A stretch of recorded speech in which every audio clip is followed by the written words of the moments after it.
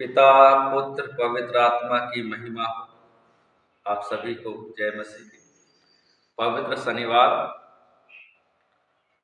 Passion week का पवित्र शनिवार की खामोशी में वहाँ अंधकार में एक आशा है।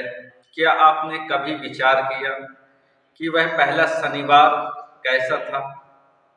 उसके चेलों की सोच क्या रही होगी और कौन सा प्रश्न उनके हृदय को परेशान करता रहा होगा? कई वर्षों पहले उस गंभीर शनिवार की घटनाओं में किसी संदेह के निशान बिना ही सब कुछ रहस्य में डूबा और पीड़ा से भरा हुआ था।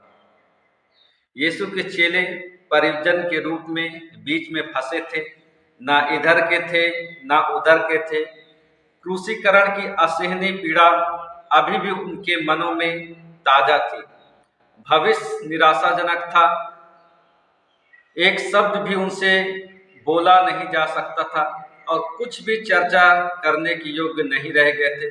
परंतु उस हवा में भय की आत्मा और अस्पष्टता की भावना थी। बहुत से अब भी सदमे और दुख और अविश्वास में थे। उन्होंने विश्राम किया। उनके चेहरे पर से आंसू सूख चुके थे। अंधकार और शून्यता उनके हृदयों पर कब्जा कर चुकी थी। पतरस बुरी तरह शर्मिंदा था और स्वयं को आत्मा में एक मृत व्यक्ति के जैसे महसूस कर रहा था।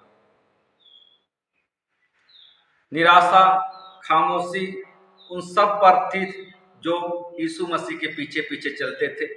यह एक बात उन्होंने कही होगी कि अब सब कुछ समाप्त हो चुका है। किसी ने भी पुनरुत्थान की अपेक्षा कभी नहीं की, जबकि कईयों ने याद किया कि यीशु मसीह जब हमारे बीच में थे तो इस प्रकार बोला करते थे। चेले हैरान थे, सदमे में थे और दंग रह गए थे। उन्होंने खाली कब्र जब देखी, यूहन्ना लिखते हैं कि वे कल्पना भी नहीं कर पा रहे थे कि यीशु मरे हुए में से जी उठेगा, क्योंकि अब तक वे पवित्र शास्त्र को पढ़ते थे लेकिन जानते नहीं थे कि अवश्य वह मृतकों में से फिर से जी उठेगा।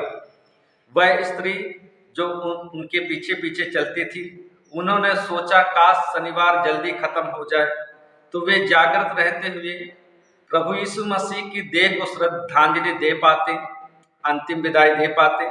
चेले वे खाली कब्र को पाकर निशब्द रह गए थे। उनके पास कोई भी शब्द नहीं था, क्योंकि क्रूसीकरण की असहनीय और भयानक पीड़ा उनके स्मृति से मिट नहीं रही थी। बार बार वो उनके स्मृति में याद आ रही थी। उस दिन पूरा इस्राएल खामोश था, क्योंकि नासरत का यीशु अब उन्हें दिखाई नहीं पड़ रहा था।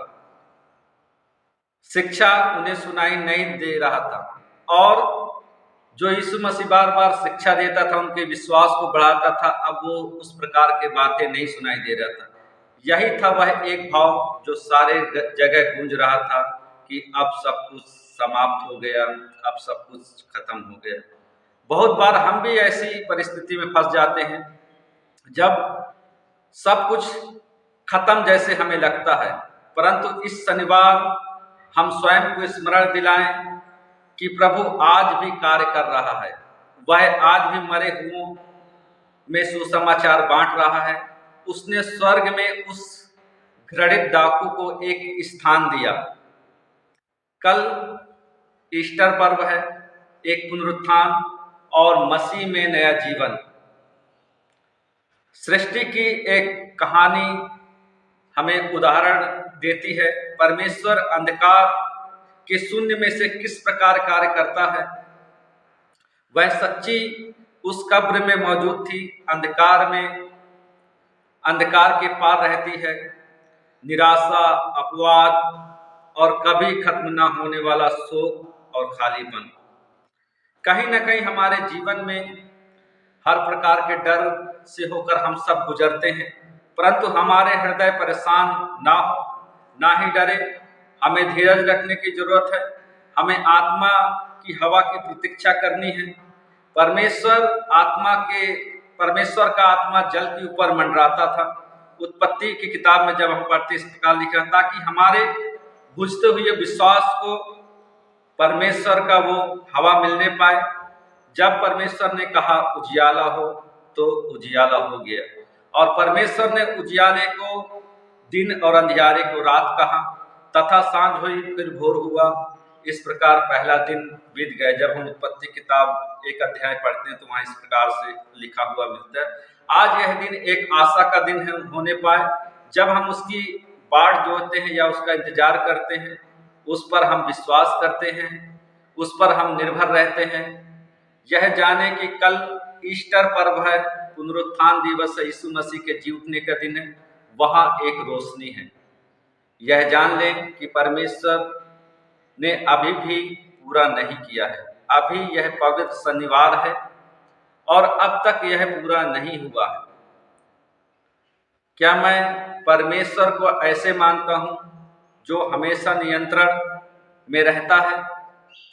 वे कौन से क्षेत्र हैं जिनमें मेरे विश्वास की कमी पाई जाती है और मैं सोचता हूं कि अब सब कुछ समाप्त हो गया, अब कुछ नहीं हो सकता, अब मेरे जीवन में कुछ भी अच्छा नहीं रह गया है? वह अंतिम समय कब था जब मैं डर और निराशा पर विजय प्राप्त की थी यीशु मसीह के नाम पर? आइए हम सब अपने जीवन में एक बार फिर से उन वचनों को, उन प्रतिज्ञाओं को अपनाएं कि जब मैं जीवन की कठिनाइयों से पहले ही भरा नहीं रहूंगा, ना ही मैं निराशा से घिरा रहूंगा। इसके बजाय मैं परमेश्वर पर अपना पूरा ध्यान केंद्रित करूंगा और उसके सारे वायदों को, प्रतिज्ञाओं को याद करूंगा जिन्हें पवित्र शास्त्र बाइबल में बताया गया है। और मैं उनको हमेशा याद करूंगा कि जब भी संकट में पड़ूंगा, मैं याद करूंगा उस गुड फ्राइडे और पवित्र शनिवार और उसके बाद ईस्टर, किस प्रकार से यीशु मसीह ने दुख उठाया, हमारे पापों को अपने शरीर में लिया, बलिदान हुए। और उस पवित्र शनिवार को याद करूंगा जब चेले लोग और सभी लोग जो उनके पीछे चलते थे निराशा में थे, लेकिन जब इतवार का दिन, ईस्टर का दिन आता है, यीशु मसीह फिर से निराशा में आशा और अंधकार में ज्योति और मृत्यु में नया जीवन ला देते हैं। इस वचन को सुनने के लिए आप सबको धन्यवाद। जय मसीह।